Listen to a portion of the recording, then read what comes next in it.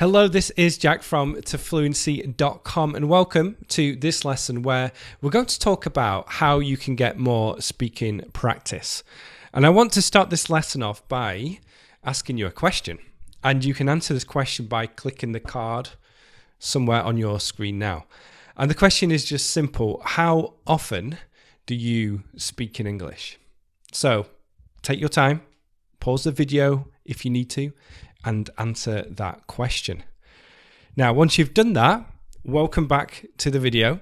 We are going to talk about how you can get more practice, because I'm pretty certain that a lot of you answering this will say, I don't get enough speaking practice.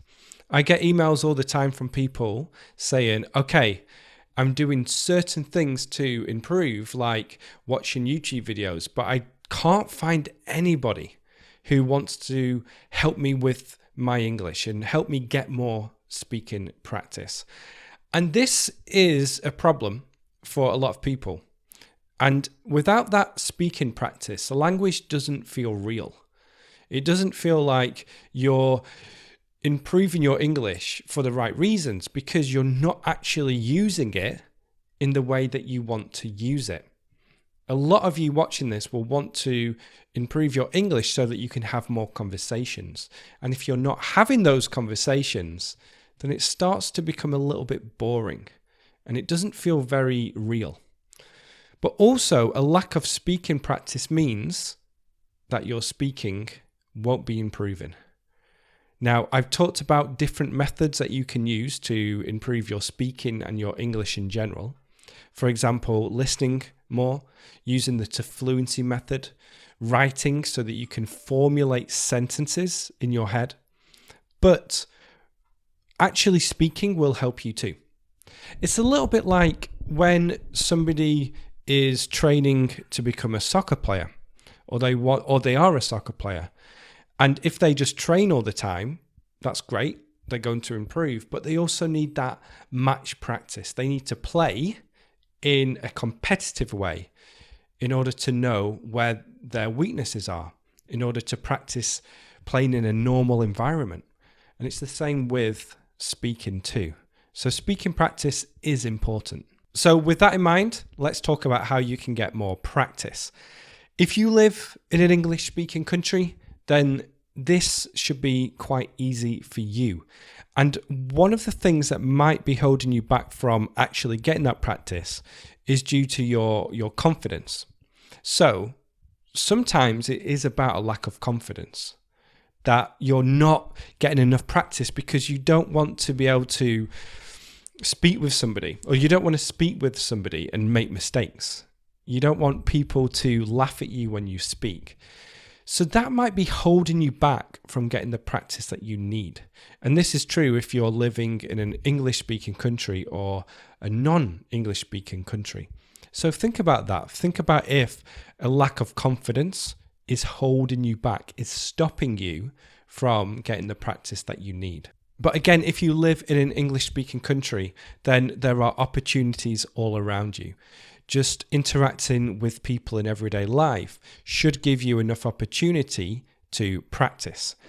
However, I have lived in a Spanish-speaking country and I didn't practice my speaking enough because I was surrounded by English speakers. I was surrounded by fellow English teachers and my wife, who is an English speaker. So that could cause a problem too. Think about ways that you can integrate yourself more and meet native speakers so that you can just interact with people on a daily basis. The majority of you watching this, however, won't live in an English-speaking country, so you need to find alternative ways to practice your English. And luckily, there are many apps and ways that we can do this online. Now, there is an argument saying that online speaking isn't the same as in-person speaking, but it gives us the opportunity to practice in a certain way. And the application I recommend, which I haven't used, but a lot of people have used and tell me about, is something called HelloTalk. HelloTalk. I'll leave a link to their website in the description so you can check it out, so you can take a look. But HelloTalk is an app where you can meet people and find language exchange partners. And a language exchange partner is where you speak half the time in the language you want to learn and half the time in your native language. So you learning English, let's say you are from Spain, you speak Spanish, you find somebody who's from the UK or from America who wants to learn Spanish. So it's an exchange, it's a deal. You're not spending money on this, but instead you're spending your time helping that person too. And again, HelloTalk, I think from my research, is the best app out there for that. It allows you to make friends on this application, to find somebody who fits your criteria, and to speak with people in real time. It's a good idea to take your time finding the right type of person. So it can be frustrating for certain people and they give up very early in this process because they say, oh, I did this once or I tried this once and it didn't work. The person didn't show up. But it's worth taking the time and making the effort to find the right partner for you, because once you have this relationship established, then you're going to benefit so much from it. Language exchanges aren't just an online thing. You can find them in most cities around the world too. So again, when I lived in Spain, there were so many opportunities for us as English speakers who wanted to learn Spanish to go to a local bar and meet people in an organized language exchange. So we went to all these different language exchange nights and just talked to people openly. Sometimes in English, sometimes in Spanish, and especially in the early days, mainly in English for me. But again, this is just a way to meet people and to practice your English in a real way. Another way to get more practice is to use sites such as Couchsurfing and Airbnb.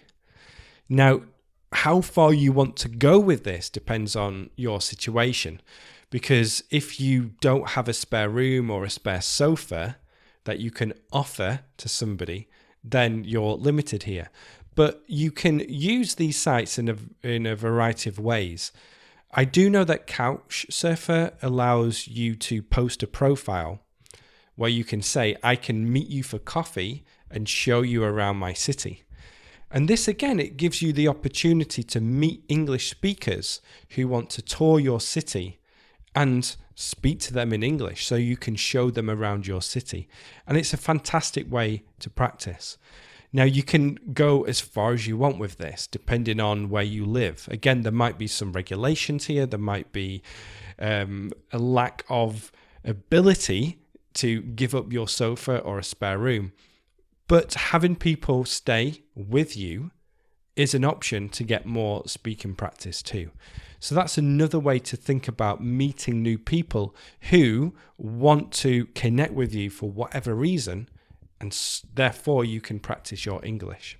Another way to practice is to find a teacher and to pay for a teacher to give you lessons. Again, this could be online or offline, but the benefit of having a teacher is that they are going to give you feedback on mistakes that you make.